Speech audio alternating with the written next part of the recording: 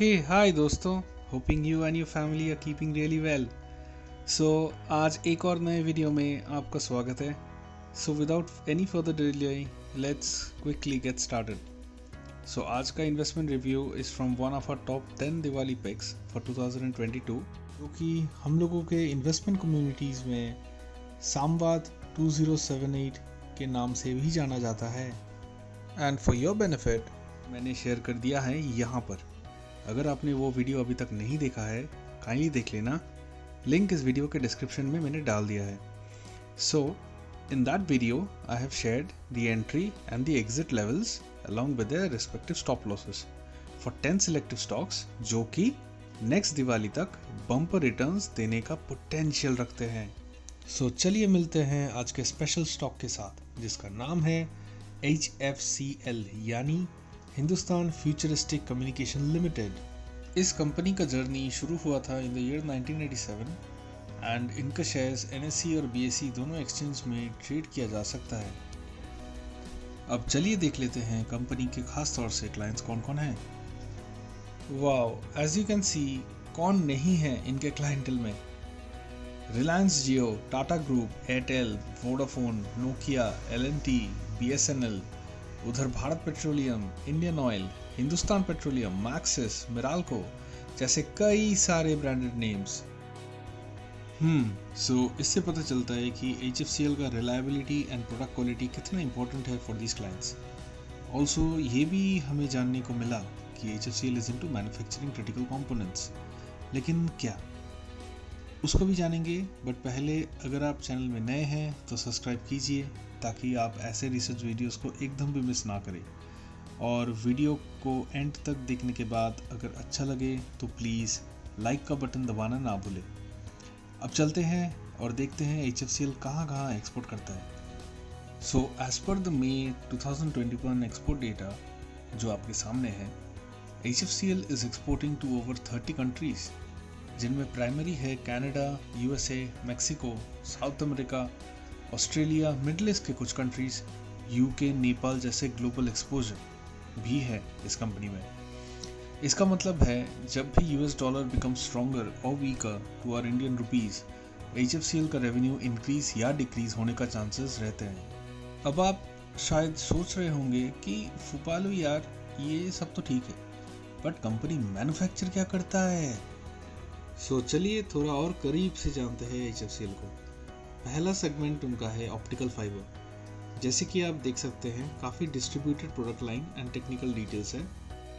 आप चाहे तो वीडियो को पॉज करके इन डेप्थ डिटेल्स देख सकते हैं। Now let's take a look at the opportunities in front of HFCL's optical fibre segment. So HFCL is the largest manufacturer of fiber to home cables in India.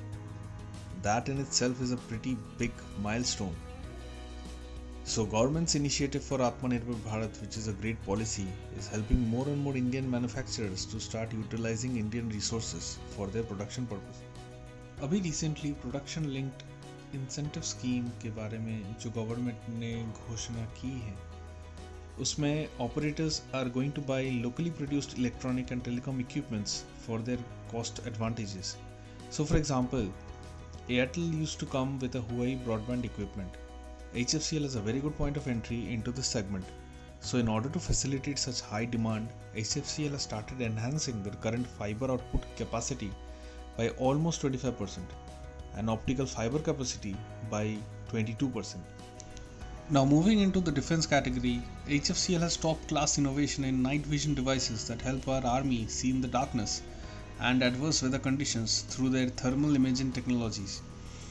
Although there are other companies developing sophisticated products for our defense personnel, but HFCL is the only Indian company to develop electronic fuses for artillery ammunition. Now, as you know, every year our budget allocation for defense segment keeps increasing to include new and replace old technologies. HFCL is looking to gain in the next 5 years from its manufactured defensive products.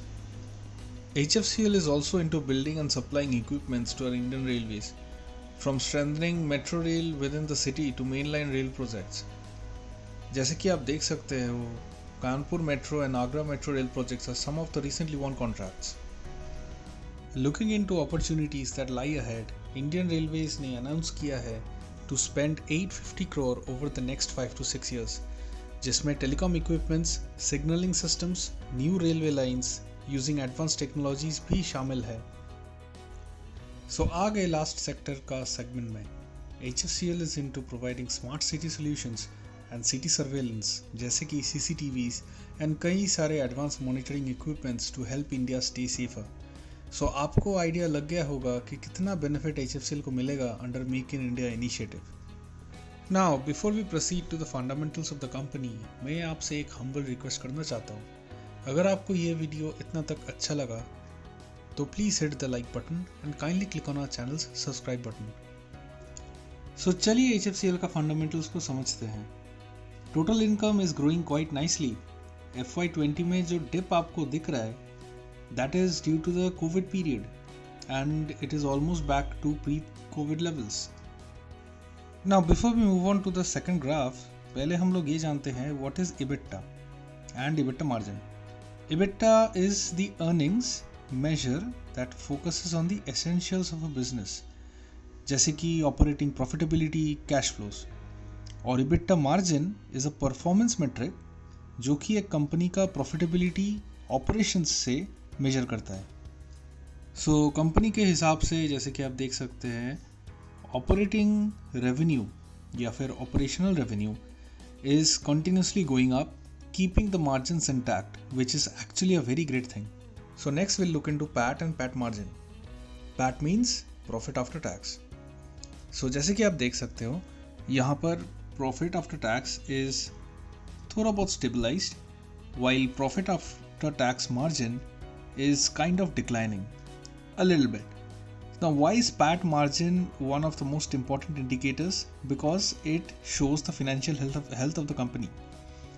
The percentage of revenue which is actually remaining after all the operating expenses, the interest and taxes have been deducted from the company's total revenue. Next हम लोग देखेंगे debt to equity ratio का क्या हाल है। So although the company is taking a leverage on debt, the debt to equity ratio is kind of stabilized. So just to give you a perspective, a good debt to equity ratio, anything below 1.0 is a good thing. अगर आप chart को गौर करो तो इस company का HFCL का average जा रहा है अराउंड 0.43, 0.48 के हिसाब से, which is way below 1.0। Now coming to the factor of free cash flow, जैसे कि मैंने पहले भी बताया FY19, FY20 was highly hampered due to the COVID situation. तो उस टाइम में कंपनी का फ्री कैश फ्लो काफ़ी गिर गया था, but now it is stabilizing and it is going up. Lastly हम लोग देखेंगे ROCE का क्या स्टेटस है।